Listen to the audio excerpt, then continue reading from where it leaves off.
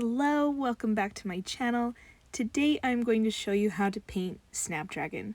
This is one of my absolute favorite flowers and it is day 10 on our watercolor flower guide, so let's get started. So Snapdragons are found along one long green stem, and so there's going to be multiple Snapdragons along one stem. I'm also going to have some stems coming off like they're bunched together. But what we want to do is start with the Snapdragon shapes first and then add in the greenery in just a little bit.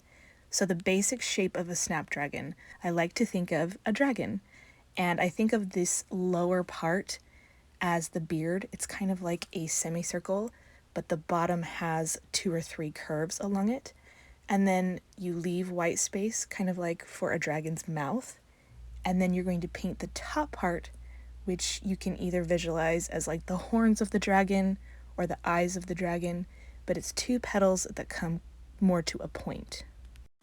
And so as we go upward towards where the top of the stem would be, the flower petals and the snapdragons are going to become more abstract. So these ones towards the end and the center of our piece are going to be more obvious in shape of the snapdragon so that the viewer knows what they're looking at. They know that you've painted a snapdragon, but then we're able to make the flower petals that are more hidden or that go up towards the top that are more bud shaped can be abstract. So I'm doing variations of light yellow, orange, some bright reds, and I'm totally fine with them mixing together and blending out. I'm doing darker pigmented areas and some areas that have lighter wash. It just adds for a lot of nice variation and contrast between the flowers. So at this point, I start making the flower petals more abstract. Now that we have our really defined snapdragon petals, we don't really need to make sure that everything is perfect at this point. And actually, when things are more abstract, they look more real, especially when you're painting in this loose style. So creating those same shapes that are in the original snapdragon, but not all at once and not all very defined together. So a semicircle here, a pointed horn of a petal here, that's what creates that realism. Like you're looking at a petal, but it's curved, and so you're not looking at the whole thing, you're looking at the side of it.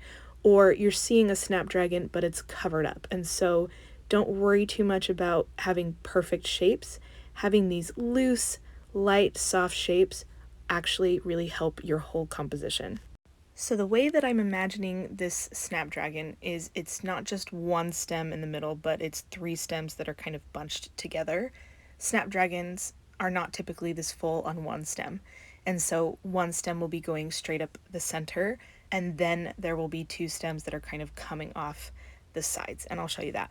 But I'm using this darker blue-green, and I'm okay with blending. I don't want it to blend too much into the yellows yet because I don't want to lose those bright yellow colors, but I'm totally fine with blending happening with my reds because I think it adds a nice contrast.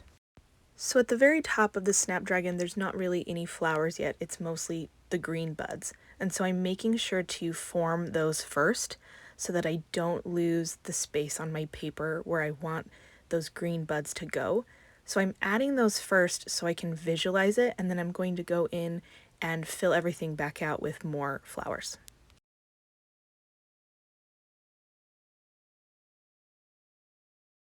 I'm using really light pressure on the tip of my brush to get these more random and organic strokes because in this loose style, I think that looks really nice.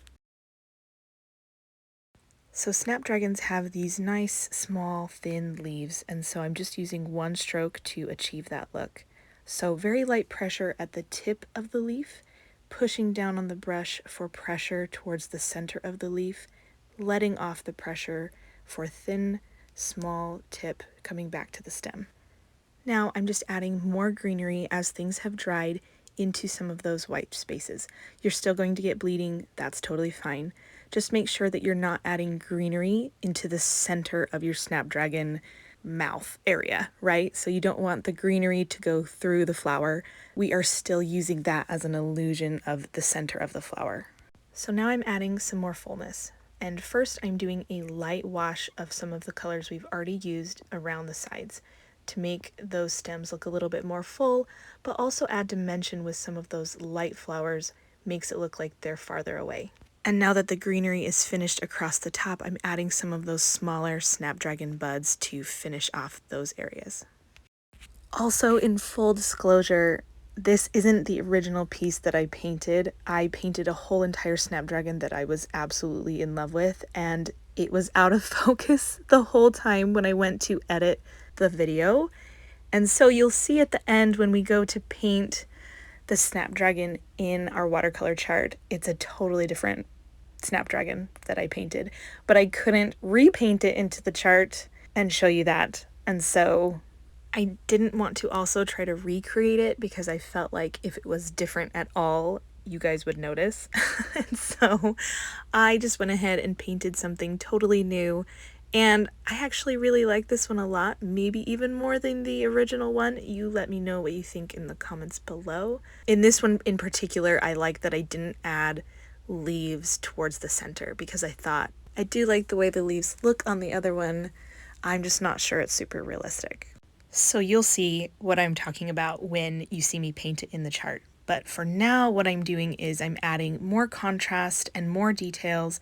I'm also adding the yellow centers to finish off the snapdragons where you can see the open mouth area. And now that we have finished practicing our snapdragon, I am adding them to the watercolor flower guide, and you can see it's a little bit different than what I just painted, and that's okay. That's watercolor, that's life, and it's fun to practice it more, and I think they both turned out equally nice. Thank you so much for being here for day 10 when we painted a snapdragon on our watercolor flower guide. I hope you love this tutorial. I absolutely enjoyed it. I love snapdragon, and I will see you tomorrow for day 11. Bye.